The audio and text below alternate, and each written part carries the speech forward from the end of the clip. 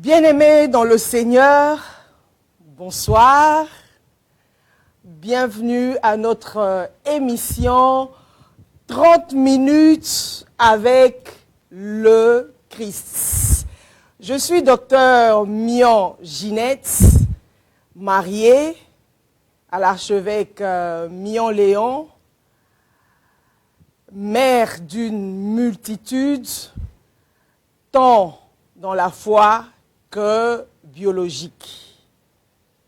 J'espère que vous avez passé une semaine bénie et le Seigneur vous fait énormément de bien. Nous bénissons aussi la vie du visionnaire, bien sûr, de la radio, télé, la foi en Jésus, Papa Leta. Que Dieu vous bénisse. Laissez-moi faire une courte prière avant d'entamer notre émission. Père, nous te rendons grâce ce soir.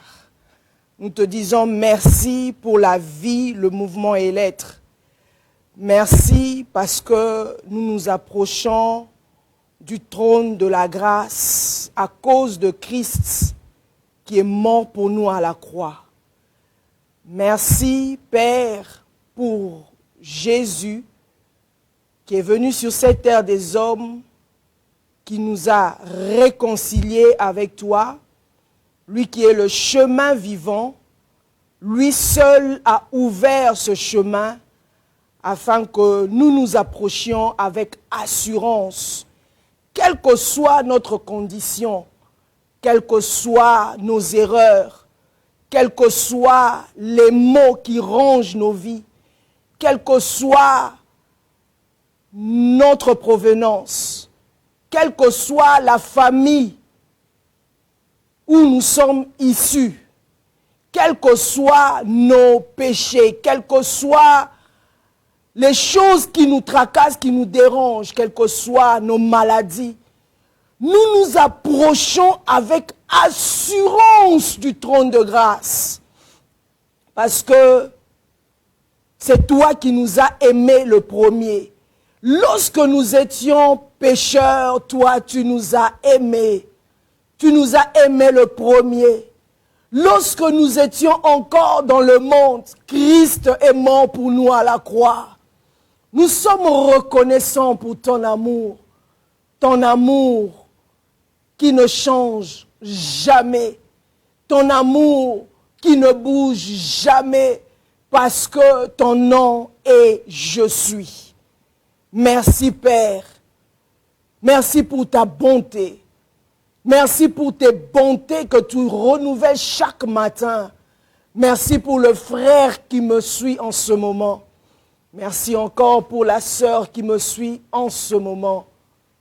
Laisse que nos cœurs, Seigneur, ô Dieu, soient exposés sur l'autel de la grâce, l'autel de ton amour, afin que toi seul qui connais nos cœurs, toi seul qui nous as conçus, toi seul qui nous as créés, toi seul qui nous as envoyés sur cette terre des hommes pour accomplir notre vocation.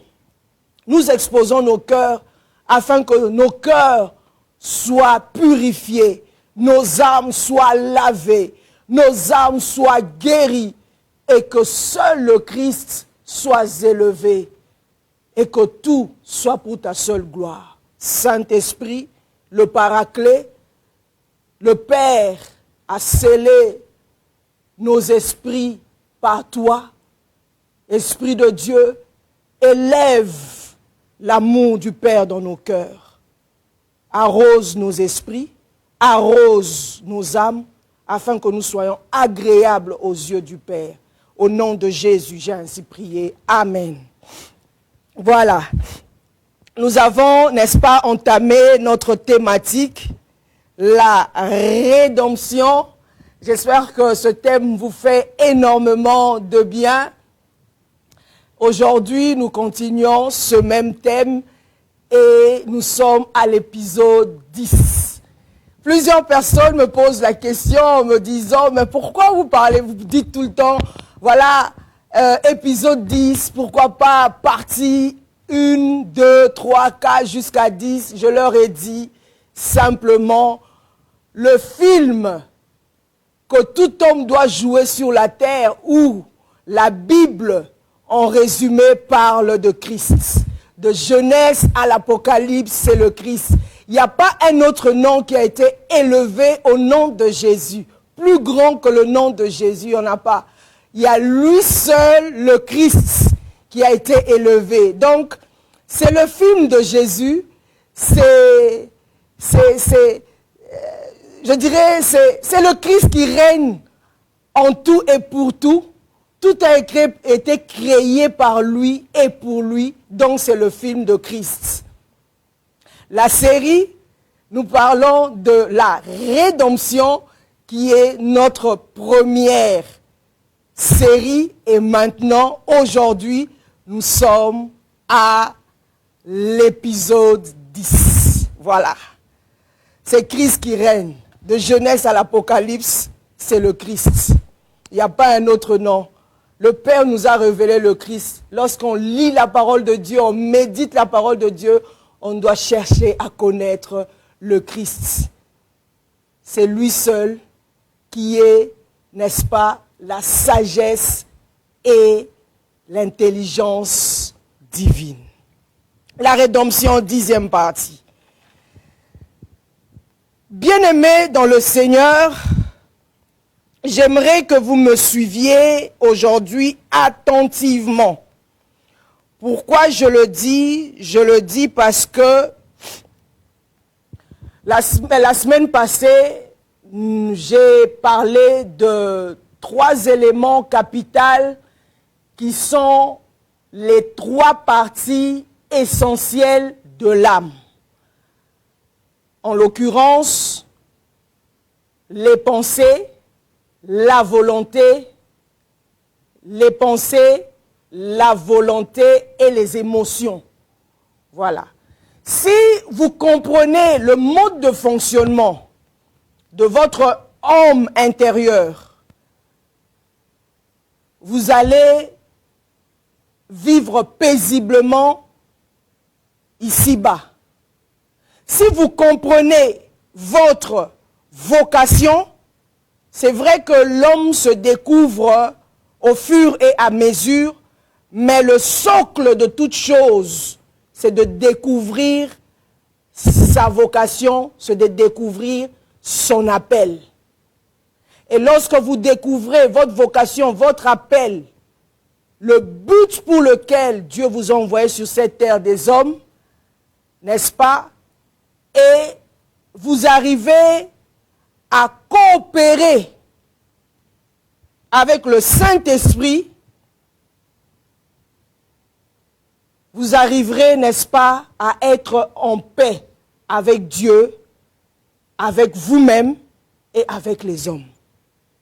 C'est très important. Donc, j'ai parlé de l'âme. J'ai dit qu'il y a 3 parties essentielles. Les pensées, la volonté et les pensées, n'est-ce pas? La volonté de l'homme et les émotions. Les 3 choses capitales. Lorsque nous recevons le Seigneur, je vais commencer par un texte biblique. On va lire Colossiens 1, verset 13. Colossiens 1, verset 13. La Bible nous dit ceci. En lui, vous aussi, après avoir entendu la parole de la vérité, non, Colossiens, qu'est-ce que je dis, raconte? Colossiens, excusez-moi, Colossiens 1, verset 13. La Bible dit ceci, il nous a délivrés de la puissance des ténèbres et nous a transportés dans le royaume de son Fils bien-aimé. Il nous a délivrés de la puissance des ténèbres et nous a transportés, il y a un mouvement, dans le royaume de son Fils bien-aimé. nous a transportés. Donc, ici, il y a un mouvement. Il y a un changement de position. Donc, Dieu, lorsqu'on reçoit le Christ comme Seigneur et Sauveur dans nos vies, le Christ vient habiter notre esprit. Ce que je suis en train de dire actuellement, ce sont les choses qui sont spirituelles. Donc, on croit en ces choses par la foi. Ce n'est pas des choses, ce sont pas, enfin, c'est pas les mathématiques, c'est pas la science qu'on étudie à l'école, mais ce sont les choses qui sont spirituelles et qui peuvent être aussi démontrées. Ce sont les choses qui sont divines. Et on croit en cela par la foi et on peut aussi les prouver véritablement, assurément, effectivement. Voilà. Donc, il y a un mouvement. On quitte les ténèbres. C'est-à-dire Dieu nous emmène dans le royaume de son Fils bien-aimé. C'est ce que la Bible nous dit. Le Fils bien-aimé, c'est le Christ. Quand on arrive, il y a ce mouvement, ça se fait au niveau de notre esprit. Ce n'est pas au niveau de l'âme. Donc, notre esprit, qui est la partie la plus profonde de l'homme. Suivez-moi très bien, c'est la partie la plus profonde de l'homme. Tu n'as pas besoin de sentir ça. Tu n'as pas besoin de voir ça physiquement. Tu n'as pas besoin, n'est-ce pas, de vivre ça émotionnellement. Mais tu crois en cela par la foi.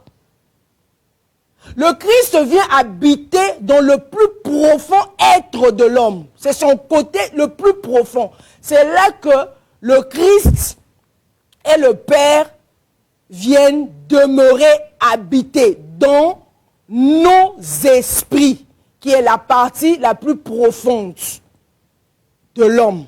L'homme grand H, c'est-à-dire femelle ou mâle, femme ou homme. C'est là que le Christ, le Père, le Saint-Esprit habitent au niveau le plus profond de l'homme, dans l'esprit.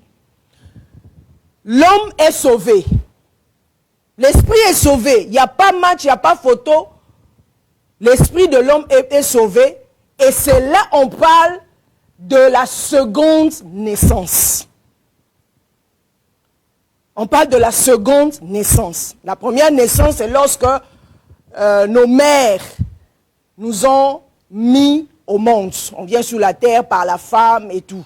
Ça, c'est la première naissance. La deuxième naissance, c'est au niveau, n'est-ce pas, de l'esprit. Alors, lorsqu'on reçoit le Christ, le Père, le Fils, le Saint-Esprit viennent demeurer dans notre esprit. De ce côté, on est sauvé. Et le Saint-Esprit, qu'est-ce qu'il vient? Il vient faire? Il vient sceller notre esprit. Il vient fermer notre esprit. Voilà pourquoi, ça c'est un autre enseignement, j'aurai le temps de l'expliquer. Aucun chrétien ne peut perdre le salut. Ce n'est pas possible.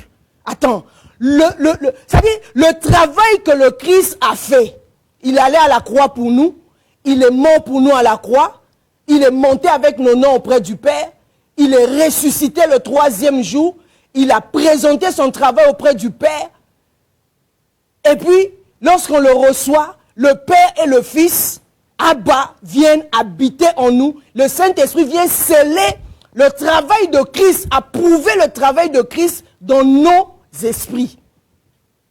Voilà pourquoi même Jésus dit, lorsque vous lisez dans Jean 17, qu'il n'a perdu aucun. Je dis bien aucun.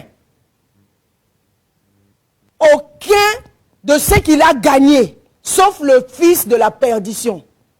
Tout ce que le Père lui avait donné, il n'a pas perdu un être sauf le fils de la perdition qui est Judas. Donc, sur le côté esprit, l'esprit est déjà sauvé. Il n'y a plus de travail à faire. Maintenant, le problème qui reste à faire, puisque l'homme est tridimensionnel ou carrément tripartite, c'est-à-dire l'homme est corps, âme et esprit. L'esprit, c'est le côté le plus profond de l'homme. C'est là où Dieu vient habiter. Mais maintenant, l'âme, c'est l'identité d'une personne. L'âme, c'est la personne elle-même. Et voilà pourquoi la Bible dit, l'homme est tel que sont ses pensées. C'est à partir de l'âme qu'on peut juger, voir une personne, si cette personne est en train de croître spirituellement ou pas.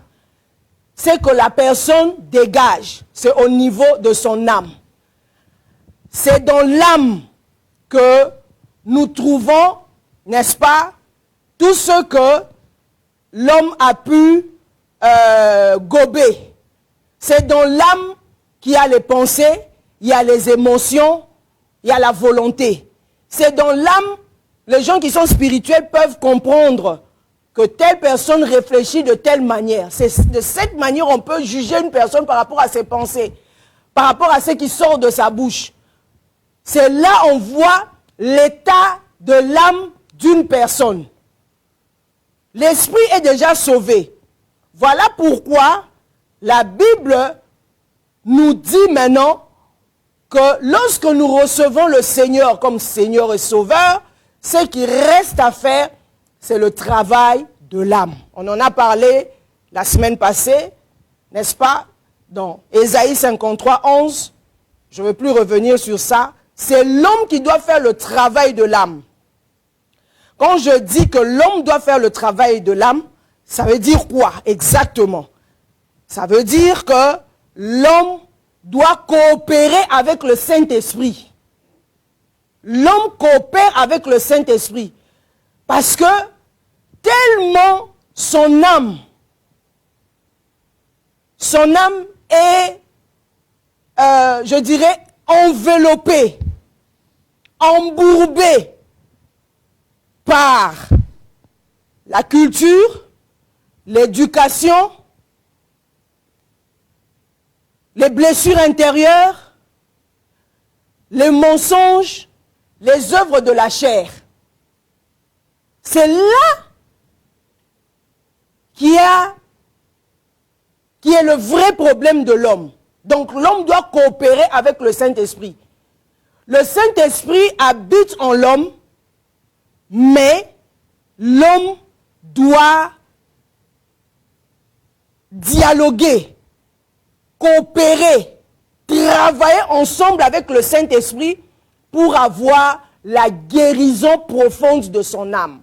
Voilà pourquoi j'avais donné un exemple en disant, Jésus nous a tout donné.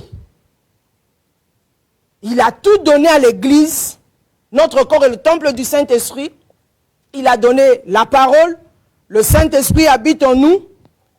Toutes les richesses que Dieu a conçues avant la fondation du monde et sont en toi l'homme dans ton esprit. Jésus est actuellement assis à la droite du Père. Nous entrons dans le repos de Christ, mais nous devons coopérer, travailler ensemble avec le Saint-Esprit. Voilà pourquoi la Bible nous dit, dans Romains 12, verset 2, on va lire, puisque moi j'aime bien lire la parole, même si je connais le verset biblique par cœur, mais c'est mieux de lire la parole, ouvrir les Écritures et lire. Romains 12, verset 2, je vais appuyer ce que je viens de dire maintenant. Dans Romains 12, verset 2, la Bible dit, « Ne vous conformez pas au siècle présent, mais soyez transformés par le renouvellement de l'intelligence, afin que vous discerniez quelle est la volonté de Dieu, ce qui est bon, agréable et parfait. » Vous voyez? On dit ne vous conformez pas au siècle présent. Le siècle présent, c'est quoi? c'est ce que nous vivons actuellement. Le siècle présent, c'est aussi ce que ton âme a pu gober, ton éducation, la culture, la manière dont tu as conduit ta vie. Si tu as conduit ta vie, par exemple, je dirais, dans le mensonge, tu as conduit ta vie dans le péché. De toute façon, tout homme a conduit sa vie dans le péché. Donc, toutes les conséquences du péché, n'est-ce pas? Ces conséquences enveloppent notre âme, enveloppent nos pensées, enveloppent, n'est-ce pas, notre âme. Donc, ce sont nos pensées, la manière dont nous réfléchissons. Nous ne réfléchissons pas sur base de la parole de Dieu. Nous réfléchissons sur base de ce que nous avons appris dans la maison de nos pères. Quand je parle de la maison de nos pères, c'est-à-dire là où nous avons grandi, nous sommes allés à l'école, selon le système d'un pays, par exemple ici en Belgique, il y a un système belge, le système par exemple du Congo. Quand vous allez au Congo, vous voyez la manière dont les gens réfléchissent, leur mentalité, vous allez comprendre que ça c'est une manière typique congolaise de réfléchir. Lorsque vous allez au Burkina Faso, lorsque vous allez en Allemagne, lorsque vous allez en Côte d'Ivoire, lorsque vous allez aux États-Unis, il y a une manière, il y a un système de fonctionnement que les gens ont mis, les hommes politiques ont mis, les entités ont mis sur place pour que l'homme puisse réfléchir selon ce système, n'est-ce pas, de fonctionnement. Donc c'est comme ça, l'homme réfléchit. Maintenant, la Bible nous dit ici qu'on ne doit pas se conformer au siècle présent. La manière dont tu as vu, on t'a éduqué chez vous à la maison. Tu as vu ça. Si ta mère, par exemple, était une femme, elle était monoparentale, une femme seule. Et toi, une femme tu es en train de me suivre actuellement, toi, femme qui me suis actuellement, tu peux aussi être actuellement une femme monoparentale. Tu as vu la manière dont ta maman t'a éduqué. Ta maman t'a élevé. C'est-à-dire, ce sont les informations que ton âme a pu embobiner, enregistrer. Donc, c'est quoi? C'est-à-dire que ton âme maintenant s'est conformée au siècle présent. Les informations que tu as pu avoir, ça se trouve au niveau de ton âme. Si par exemple, tu as grandi dans une famille où ton père était un bandit, était un voleur, toi en tant qu'homme, tu as vu ça, ton papa était un politicien, ton papa était un menteur, donc c'est ce que ton âme a enregistré, c'est ce que ton âme a vu, c'est ce que tes yeux ont vu, ce que tes oreilles ont entendu. Ça veut dire que ça reste au niveau de ton âme. C'est ce qu'on appelle le siècle présent. Tu es à Kinshasa, tu vois la manière dont les Kinois, par exemple, se comportent. Donc, c'est un système de pensée collective. Tout le monde pense de la même manière. C'est ce que ton âme, n'est-ce pas, a enregistré. Maintenant, ça c'est juste les exemples que je donne juste pour illustrer. Ici en Belgique, il y a aussi un système, comme je viens de le dire, un système de fonctionnement. Il y a une mentalité collective. Tu vas en France, tu verras aussi, il y a une mentalité, par exemple, collective. La manière dont les femmes se comportent. Il y a d'autres femmes qui pensent que rester, par exemple, célibataire, c'est bien. C'est ce qu'elle a vu faire sa mère. Et arriver ici, par exemple, en Europe, pour elle, elle a son allocation, les allocations familiales. Elle est là, elle a soit son chômage, ou carrément le CPS, ou en France, elle est payée partout, elle est sans à l'aise. Donc, le principe divin n'est pas respecté. Pour elle, faire des enfants, ça lui dit rien. Les enfants sont éduqués comme ça, déséquilibrés sur le plan éducationnel. Le père est absent. Et voilà, l'enfant ne voit même pas son père. Même si elle a fait les enfants comme ça ou elle est divorcée, pour elle, se dire que non, l'enfant doit voir son père, pour elle c'est normal. Pourquoi? Parce que c'est de cette manière, elle a grandi. C'est ce que son âme a pu enregistrer. C'est ce qu'on appelle, n'est-ce pas, le siècle présent. L'homme pareil. Il y a tellement les exemples dans la Bible. On verra comment Abraham avait menti. Et on verra aussi comment Isaac avait menti. Il y a plusieurs exemples. C'est-à-dire, c'est ce que les gènes spirituels ont pu enregistrer. Parce que l'homme vivait dans le péché. C'est ce que l'âme a enregistré. C'est ce qu'on appelle le siècle présent. Le système de fonctionnement de ce siècle. La pensée collective. Dans notre famille, c'est comme ça les choses se font. C'est-à-dire, il y a les entités même dans des familles où les hommes ne progressent pas. Les hommes n'évoluent pas. Il y a des familles où les gens meurent du cancer, par exemple. Il y a des familles où on trouvera, n'est-ce pas, le diabète, par exemple. On trouvera les femmes célibataires, les femmes qui ne se marient pas, les femmes qui font juste les enfants dans la maison parentale. Pour elles, elles trouvent que c'est normal. Or, ce sont des entités spirituelles. Ce sont des communications, je dirais quoi, des informations qui se trouvent dans l'ADN spirituel. C'est ce que les gens ont pu enregistrer, n'est-ce pas, dans leurs âmes. À un certain âge, dans d'autres familles, à 50 ans, c'est une loi, comme on dit, une loi établie dans la famille. À 50 ans, quelqu'un doit partir. Donc, c'est à vous de voir dans votre famille qu'est-ce qui se passe exactement. Et tout ça est lié au niveau de votre âme. Donc, lorsqu'on rencontre maintenant le Seigneur, le Père et le Fils, le Saint-Esprit habitent au niveau de l'esprit. Et maintenant, il reste, n'est-ce pas, la guérison de l'âme, la rédemption de l'âme.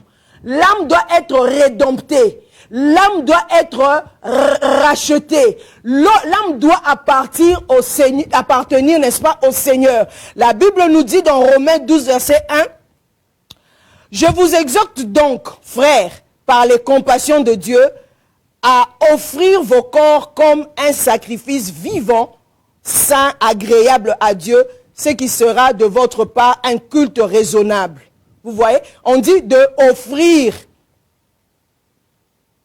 vos corps comme un sacrifice vivant. Le corps, ce n'est pas ce corps physique seulement. Quand on parle du corps, dans le corps, il y a ça. Il y a la chair, il y a l'âme, et puis il y a l'esprit. L'esprit est déjà sauvé. Mais le problème qui reste, comme je viens de dire, c'est l'âme. C'est l'âme qui est malade. C'est l'âme qui a enregistré des informations du système de fonctionnement de ce monde.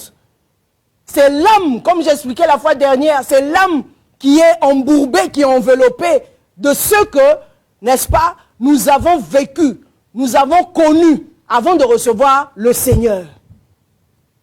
Voilà. Donc, la Bible nous dit que Dieu nous a transportés dans le royaume de son Fils. Il y a un mouvement, il y a un changement de position, il y a un changement de royaume, il y a un changement de règne. On quitte les ténèbres pour aller dans le royaume de lumière, dans le royaume de Christ, dans le royaume où règnent véritablement les trésors de la sagesse et de l'intelligence divine, où règne le Christ, celui qui est mort pour nous à la croix, qui est ressuscité, qui est assis à la droite du Père, qui intercède pour nous. C'est lui qui a ouvert le chemin. C'est lui qui est le chemin vivant. Maintenant, notre problème, c'est au niveau de notre âme. C'est l'âme qui doit être sauvée et que, comme je l'ai dit la fois dernière, l'âme est sauvée d'une manière graduelle. Elle n'est pas sauvée automatiquement. L'esprit est sauvé automatiquement par la foi, mais l'âme est sauvée graduellement. Pourquoi? Parce que, comme je viens de l'expliquer, l'âme est embourbée, enveloppée de plusieurs héritages qu'il faut enlever. La sorcellerie qu'il faut enlever. Les autels bâtis par nos familles qu'il faut enlever. Notre manière de voir les choses. Romains 12, 2. Il faut qu'il y ait le renouvellement, n'est-ce pas, de l'intelligence. Il n'y a pas autre chose. Il faut le renouvellement, n'est-ce pas, de l'intelligence. Et comment, n'est-ce pas, renouveler cette intelligence? Comment arriver à renouveler notre intelligence? Faire tomber tout ce qui est, n'est-ce pas, en nous. Comment? Tout ce que le péché a laissé en nous. Bien-aimés dans le Seigneur. Puisque c'est tout un travail. C'est le travail, n'est-ce pas, de l'âme. Il faut tout un travail. Il faut travailler. Il faut coopérer avec le Saint-Esprit. Le Saint-Esprit n'est pas un dictateur. Le Saint-Esprit, n'est-ce pas, il vient coopérer pour que l'âme de l'homme soit sauvée. La première chose à faire, c'est de reconnaître l'état dans lequel nous nous trouvons. Tu dois reconnaître ça. Tu dois prendre conscience de ton problème. Tu dois prendre conscience de ta situation. La prise de conscience, c'est ce qui est très important. Si tu es une femme de colère, un homme de colère, tu dois, n'est-ce pas, prendre conscience de ton état, de ta situation. Tu dois connaître la famille d'où tu viens. Ce n'est pas un prophète qui viendra prophétiser sur toi. Non, je vois ta grand-mère au village. Je vois ta grand-mère ou ta mère a fait ceci, a fait cela. Tes aïeux, on vous donne même des dates, en 1800 et quelques. Attends, ça sont des bêtises. Oui, ce sont des bêtises. Un prophète vient dire, non, je vois 1800. C'est quand tu es bébé spirituel, on peut te traiter de cette manière. Mais quand tu es assis dans la parole, on ne peut pas te traiter de cette manière. Tu as vu 1800 et quelques. Attends, quand un prophète, on dit bien prophète, le prophète vient annoncer le Christ. Le prophète vient montrer le chemin. Il vient montrer le chemin. Il ne vient pas te parler de ce qui est passé. Il y a d'autres qui peuvent te parler de ce qui est passé. Mais révèle-moi le Christ. C'est-à-dire quoi? C'est de te révéler véritablement ce que Dieu a déposé en toi avant la fondation du monde. Attends, Christ est déjà mort pour moi à la croix. Il a crucifié tout ce que mes aïeux ont fait à la croix. Il a crucifié le péché. Il a pris le point initial qui est le péché. Il a porté le péché à la croix. Il a porté le fondement de ma souffrance qui est le péché. Et le Christ m'a transporté. Le Père m'a transporté dans le royaume de son Fils bien-aimé. Toi, tu viens venir me parler de mon passé, mes aïeux, mes grands-pères, ma mère a fait ceci. Alors, ça change quoi en moi? Ça change rien en moi. Donne-moi maintenant la solution. Qu'est-ce que je dois faire? Je suis dans le royaume de son Fils bien-aimé, de Christ. J'ai changé de camp. Il y a un mouvement qui s'est fait spirituellement. Montre-moi maintenant comment je dois faire pour que ce qui embourbe mon âme, ce que j'ai pu retenir de la famille, de ma famille, ce que j'ai pu enregistrer, ce que mon âme a enregistré. Voilà pourquoi David dit, mon âme loue l'Éternel. Mon âme bénit le Seigneur. David le dit dans Psaume 42, verset 6, il dit, mon âme, pourquoi t'as battu? Espère en Dieu, car je le louerai toujours. Mon âme loue l'Éternel. Mon âme bénit l'Éternel. Comment est-ce que mon âme doit bénir l'Éternel? Un homme de Dieu vrai, un prophète vrai, même si il est venu te parler de tes parents ou de tes aïeux. Tout ça là, une personne qui est spirituelle, ça ne l'intéresse pas. Une personne qui est en souffrance, une personne qui veut voir son âme bénie, son âme, n'est-ce pas, équilibrée, son être intérieur équilibré, doit chercher la solution. C'est comme une personne qui va chez le médecin. Attends, le médecin va commencer à te parler de ta maladie. Il peut t'expliquer la maladie. Voici, on appelle ça l'éducation de la maladie. Le médecin peut t'expliquer la pathologie et autres. Oui, c'est normal que le médecin t'explique. Et le diagnostic? Le diagnostic, ça se passe comment? Comment je fais pour être guéri? Comment je fais pour être véritablement, n'est-ce pas, devenir fils ou fille de Dieu, vivre dans la maturité spirituelle? C'est ce qui est le plus important. Emmène-moi au niveau de la maturité, à connaître Dieu, à connaître le Christ, à connaître les principes de mon nouveau royaume. C'est-à-dire, lorsque je suis dans le royaume de Christ, il y a des principes, il y a des lois, la manière dont je dois me comporter. Je l'illustre en disant, vous vivez par exemple au Congo, ou dans un pays X ou Y, et vous venez ici en Belgique. Attends, vous arrivez ici, vous trouverez un système de fonctionnement belge. Vous devez, par exemple, une personne qui atterrit comme ça, il y a plusieurs procédures, il y a d'autres qui demandent l'asile, il y a d'autres qui viennent rejoindre leur famille, qu'ils ont automatiquement, si l'un des membres ou l'un des parents, n'est-ce pas, est belge ou à la carte de résidence de 5 ans, maintenant c'est 10 ans, il y a toute une procédure pour que la personne puisse avoir la carte de séjour. Et selon le système belge, vous devez vous intégrer. Il y a l'intégration. Aller à l'école, apprendre leur langue. On vous propose des formations à faire. Vous pouvez faire une formation. Et vous devez travailler, participer, n'est-ce pas, à la progression, à l'évolution, au développement du pays en travaillant, en payant les impôts. Maintenant, une personne qui vient du Congo, qui n'a jamais travaillé, une personne qui vient du Congo, par exemple, de n'importe quel pays de l'Afrique, là-bas, ils ne reçoivent pas des lettres.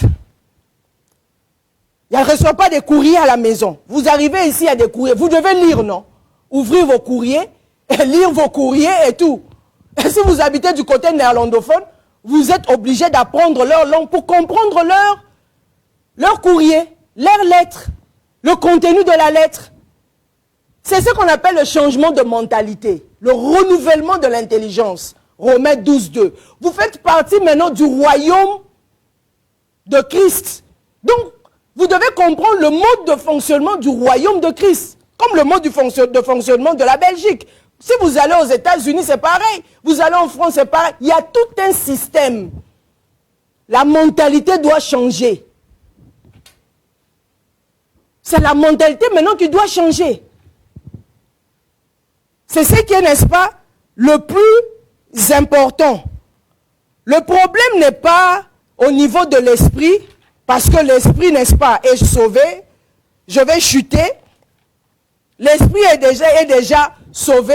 Et lorsque le Père, le Fils vient habiter en nous, la Bible nous dit que Dieu a répandu, n'est-ce pas, dans nos esprits, son amour. L'amour de Dieu est en nous. L'amour de Dieu est, n'est-ce pas, en nous. Vous allez le voir dans Romains 5, verset 5. Son amour a été répandu dans nos cœurs par le Saint-Esprit. Son amour, l'amour de Dieu, est répandu dans nos cœurs par le Saint-Esprit. L'amour est là. Vous voyez? Le problème qui se pose quand vous êtes un homme d'esprit, vous verrez par exemple, certaines personnes vivent dans le manque d'amour. Pourquoi? Parce que leur âme est encerclée, embourbée, enveloppée par des blessures. Un enfant qui n'a pas connu un père, un enfant qui est déséquilibré, un enfant qui n'a pas connu, qui n'a pas vécu avec un père, un enfant qui n'a pas l'image d'un père. C'est un enfant qui est déséquilibré. Donc, c'est un enfant qui ira toujours à l'extérieur pour aller chercher l'amour des hommes. Vous verrez la plupart des filles qui perdent leur virginité à 12 ans. Qui perdent leur virginité, si elle a eu ses menstrues à 11 ans. Qui perdent leur virginité à 15 ans, à 18 ans. Pourquoi? Parce qu'il y a eu l'absence du père. Donc, cet enfant est enveloppé. Son âme est enveloppée par le manque d'amour, des blessures intérieures. L'enfant va dehors pour chercher l'amour des hommes. Attends, quel amour qui viendra remplacer l'amour de Dieu? Ça n'existe pas. L'amour de Dieu en nous lorsqu'on reçoit le Seigneur. Mais cet enfant a besoin de la guérison. Et vous verrez, une femme comme ça va se marier. Qu'est-ce qu'elle peut donner? On ne donne que ce qu'on a. Qu'est-ce que son âme a enregistré? Que sa mère, par exemple, était monoparentale. C'est ce qui est dans son âme. Donc, pour se marier, elle peut se marier. Et si l'homme ne connaît pas le Seigneur véritablement, c'est difficile de supporter une femme comme ça, parce que c'est une femme qui est problématique. Une femme, n'est-ce pas, qui est émotionnelle, une femme qui vit dans les blessures intérieures, une femme qui est désordonnée intérieurement. Son être intérieur est désordonné. Si ce n'est pas un homme qui ne connaît pas Dieu, mais cette femme vivra de divorce en divorce. De divorce en divorce. Comme la femme samaritaine, elle était jusqu'au 6e homme. C'était une femme qui était mariée. Lisez bien vos Bibles. Elle a connu 5 hommes. Elle était mariée. Elle a changé homme en homme jusqu'au 6e. Mais lorsqu'elle a rencontré le Christ, Christ est venu, lui a dit, si tu bois de cette eau, tu n'auras plus soif. Et cette eau vive jaillira en toi et de toi. Elle est devenue une évangéliste. L'eau, le Saint-Esprit est en nous, n'est-ce pas? Et c'est l'amour de Dieu qui est en nous. C'est tout un travail. Nous devons coopérer avec le Saint-Esprit. Je vais m'arrêter ici. La fois prochaine, nous parlerons du travail du Saint-Esprit. Parce que l'amour de Dieu, Dieu a déjà répandu l'amour en nous. Quitte à nous de coopérer maintenant avec le Saint-Esprit pour que le Saint-Esprit fasse son travail. C'est comme un puits qui, au fond du puits, il y a l'eau pure. C'est cet amour. Il y a l'eau pure au fond du puits. Mais dans la surface du puits, il y a une âme qui est déjà pourrie. Mais maintenant, qu'est-ce qu'il faut faire? Il faut laisser le Saint-Esprit. Il faut descendre. Qu'est-ce qu'il faut descendre? C'est l'âme qui doit descendre. Tu dois coopérer avec le Saint-Esprit pour que le Saint-Esprit aille chercher cette eau et que le Saint-Esprit fasse le travail de l'âme. Nettoyer l'âme. Mais toi qui me suis, moi aussi, nous devons coopérer, travailler avec le Saint-Esprit pour que nos âmes soient véritablement sauvées au fur et à mesure. Que Dieu bénisse sa parole. Laissez-moi faire cette prière. Père, nous te bénissons, nous te rendons grâce parce que tu es Dieu. C'est vrai, nous sommes sauvés. Nous appartenons maintenant au royaume de ton Fils bien-aimé. Père, nos âmes sont malades. Nous voulons véritablement être guéris totalement. Ta parole déclare dans Psaume 42, 6, David dit, pourquoi t'as battu mon âme? Espère en Dieu, car je le louerai encore. Nous voulons véritablement te louer, mais nos âmes sont malades. Tu as déversé en nous, tu as répandu en nous ton amour au plus profond de nous, dans le lieu le plus profond de nos esprits. Mais nous voulons que ton amour fasse surface, que ton amour monte dans nos âmes pour que nos âmes soient guéries. Nous voulons véritablement coopérer avec le Saint-Esprit. Saint-Esprit, le Paraclet, toi qui as scellé nos esprits, nous te disons que nous sommes prêts pour marcher avec toi, pour coopérer avec toi, pour que nos âmes soient sauvées, pour que nos âmes soient guéries, pour que nous reflétions véritablement le Christ, pour que la lumière puisse véritablement briller. Nos âmes font obstacle. Les problèmes de nos familles font obstacle. Le siècle de ce monde font obstacle. Les richesses collectives font obstacle.